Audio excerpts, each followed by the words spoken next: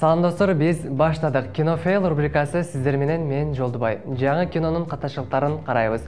Дароо эле баштадык деп жөн айтпадым, анткени биздин бүгүнкү тасмабыз башталыш. Бул фильм Кристофер Ноландын өзүнүн жеке идеясынын негизинде тартылган. Тасмада өндүрүштү пайдаланып, адамдардын түшүнө кирип, маалыматтарды алып коюу баяндалат. Бул фильмде башынан аягына чейин ар кандай түш көрүү менен аяктайт. Эң кызыгы, негизги ролду адамдардын баарын бир учурда бир түш көрүүгө түрткөн технология ойнойт. Каарманыбыз автоунаага олтурган кезде айнегинен тепкич көрүнбөй жатат. Кадрды артка түрдүрүп карай турган болсок, тепкич турган болчу. Ал жоголгонун түш деп эсептеп кое берели. Это просто чистое творчество. Каармандар атышып жаткан учурда автоунаанын айнеги талкаланып кетет. Кийинки кадрда айнектин бүтүн бойдон турганы көрүнөт. Алдыга карай жылабыз.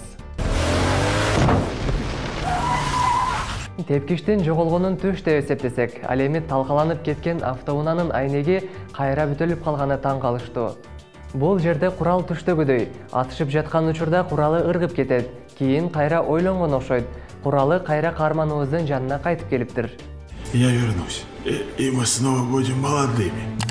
Режиссерлор тасма тартууда актерлорду кайра кайталатканда жакшы көрүшөт. Каарманыбыздын кийип турган көйнөгү моюн орогучу да кийинки кадрда башкача болуп өзгөрүп калат экен. Теперь ты понимаешь, как часто коп делает вещи, которые запрещает делать другим.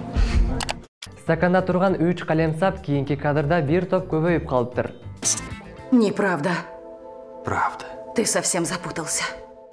Артур адамдарды колун кошо байлап жаткан, кийинки кадрда колдору байланбай эле бош бара жатат. Прошу прощения, кто вы такой говорите? Бул сценада уктап жаткандардын кулагында тагылып турган кулакчын бар болсо, кийинки кадрда жок, кайра пайда болуп калыптыр. Это и есть извлечение.